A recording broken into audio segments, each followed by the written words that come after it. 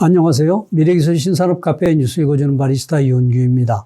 오늘은 주간브리핑 337호에 게재된 반송혁신, 인력 부족과 다품종 소량 생산의 조력자라는 내용으로 니케이 모노스쿨이 5월호 37에서 55페이지에 게재된 특집 기사를 요약 번역하여 소개합니다. 자동 반송 시스템을 도입하는 공장이나 창고가 증가하고 있습니다. 운전자 없이도 정해진 장소까지 주행하여 적재물을 운반할 수 있는 AGV, 무인 운반차나 AMR, 자율이동 로봇 등을 활용하여 반송의 합리화를 도모하고 있는 것입니다. AGV 및 지게차 제조사 등 57개사를 회원으로 하는 일본 산업차량협회가 회원기업들을 대상으로 조사한 결과를 보면 기업에 납품되는 AGV나 AMR 등 자동 반송 차량 대수와 시스템 도입수는 모두 2015년경부터 급증하고 있는 것을 알 수 있습니다.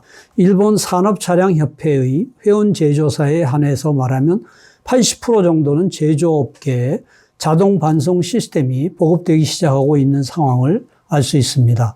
코로나19 확산으로 인한 경제 침체의 영향으로 2020년과 2021년에는 납품 대수 및 시스템 도입수가 감소했지만 최근에는 우리 협회가 주최하는 국제물류종합전에 AGV 등의 출품가 협회에 대한 문의가 늘고 있어서 향후에 다시 증가세로 돌아설 것으로 보인다고 합니다. 해당 협회의 회원은 차량 제조사의 건설기계 제조사가 중심이지만 최근에는 전자기기 제조사 등의 신규 참가도 눈에 띄게 늘어나고 있는 등 AGV 등의 보급 실태를 완벽하게 파악할 수 없을 정도로 증가세가 가파르다고 합니다. 니케이 모노스쿨이가 2023년 2월에 실시한 공장 창고의 반송 시스템에 관한 설문조사 결과에서도 제조업계에서 자동 반송 시스템 도입이 증가하고 있는 상황을 알 수 있었는데 AGV나 AMR 등의 자동 반송 시스템을 도입하고 있다는 답변은 40%에 달했습니다.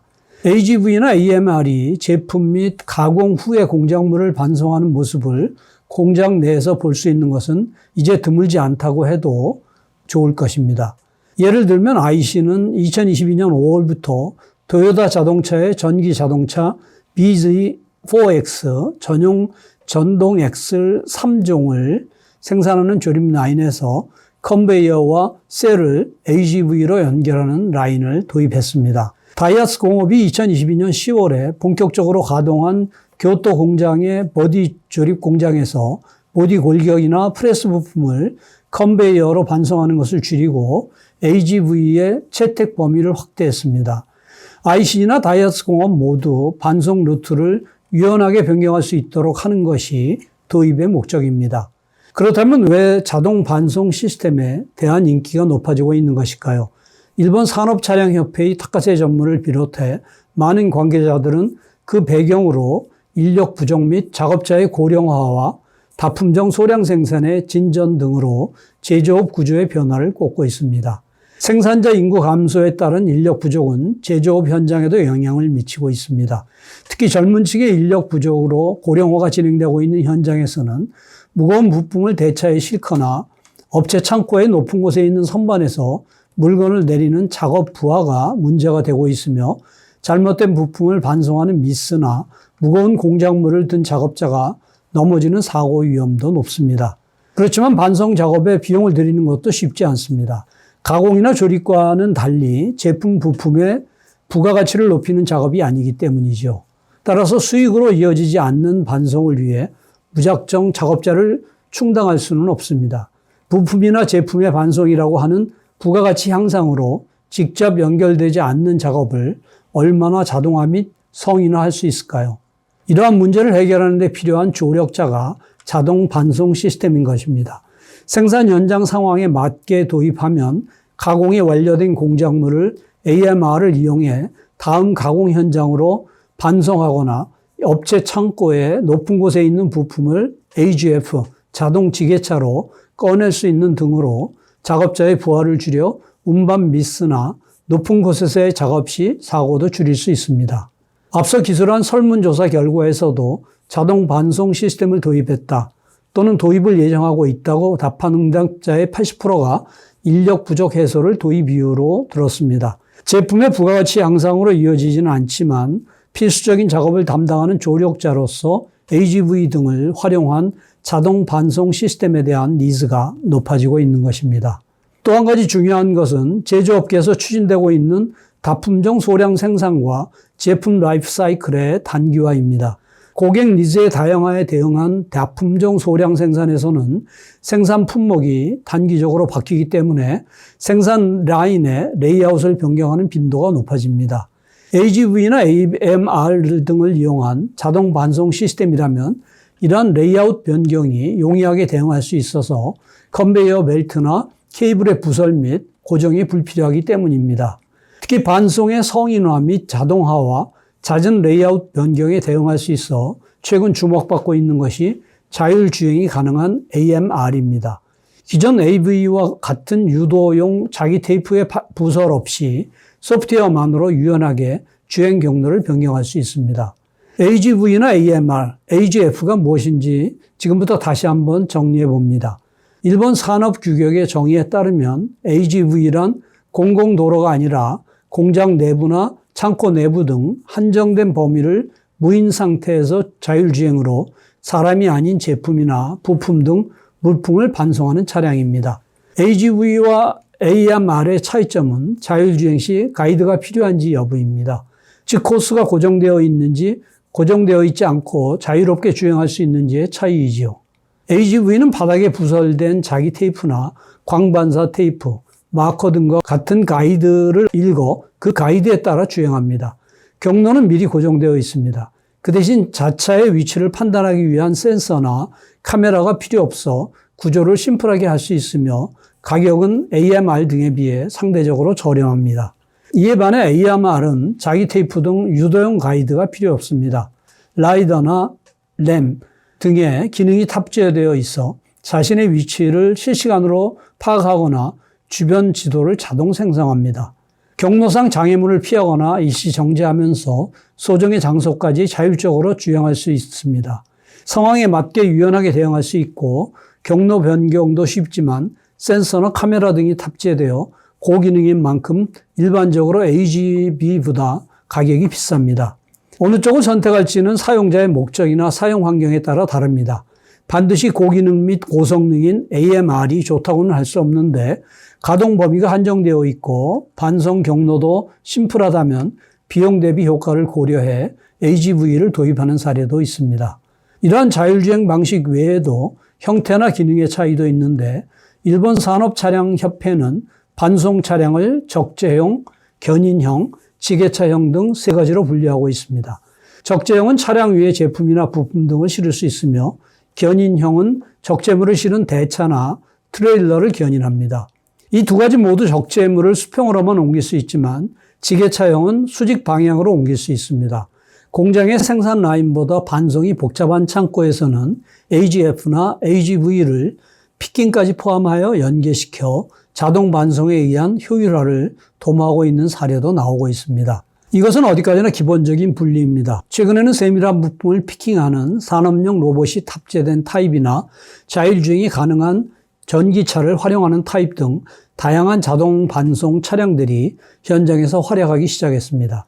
일반적인 AGV나 AMR이 반송할 수 없는 중량이나 크기의 적재물을 반송하기 위해 기존 차량에 후부착 유닛을 장착하여 자동 반송을 실현하는 움직임도 나오고 있습니다.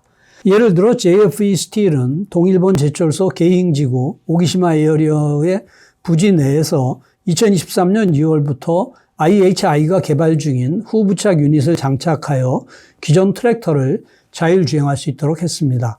현재는 길이가 길거나 중량인 제품에 대한 무인 반송 실험 실증을 진행하고 있는데 국내 반송의 자동화를 조속히 추진하여 트럭 운전자 부족이 심화될 것으로 예상되는 2024년의 문제에 대비하고 있습니다. JFE 스틸 동일본 제철소 공정부 생산관리기술실의 오카 부장은 트럭 운전사가 급감할 시기를 고려하면 지금이라도 자동 반송 실적을 쌓아가야 한다는 위기감을 가지고 있다고 말합니다. 실증 실험 단계이긴 하지만 공장 내에서의 자동 반송을 실현하여 심각해질 것으로 예상되는 트럭 운전자 부족 해결을 목표로 하고 있습니다. 이와 같은 자동 반송 시스템 도입에 있어 AGV나 AMR 등 반송 차량 이상으로 중요한 것이 시스템을 도입하는 생산 현장 체제입니다. 자동 반송의 장점을 활용하기 위해서는 합리적인 체제를 확립하고 있는 것이 전제가 됩니다. 전 공정에서 후 공정으로의 스케줄링이나 재고 관리, 건물 내 통행 룰 등을 정비하지 않고 무턱대고 AGV나 AMR을 도입해도 기대한 효과를 얻을 수 없습니다. 자동 반송 시스템을 도입하는 전제하에 생산 체제를 정비해야만 인력 부족 해소와 잦은 레이아웃 변경에 대한 대응이라는 장점을 충분히 누릴 수 있습니다. AMR을 제공하고 있는 오므로는 고객 측의 생산 체제 관련 정보를 파악하는 데 시간을 들인다고 합니다. 오므론 로봇사업본부 모바일 로봇사업부의 다나카 부장은 공장의 레이아웃이나 통신 환경을 확인하거나 실제 현장에서 한 대를 시용하도록 하고 있는데 상담 후 실제로 구입하기까지 반년 정도 걸리는 사례도 많다고 말합니다. 니케이 모노스코리가 실시한 설문조사에서도 레이아웃을 정류화하는 등 반송 시스템을 도입할 수 있는 체제 구축이 중요합니다.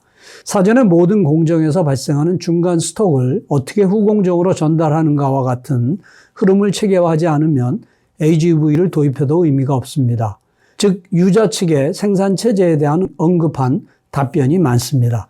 운송기기 제조업체의 생산기술 생산관리 부문에 소속한 한 응답자는 니케이 모노스코리의 취재에 다음과 같이 말했습니다. 재고 관리가 제대로 안 된 현장에서는 셋업이 번거롭다는 이유로 반 제품을 통로에 두거나 통로 라인을 넘지 말라는 규칙도 무시하는데 이러면 AGV나 AMR을 도입해도 적절하게 운영할 수 있을 리 없습니다.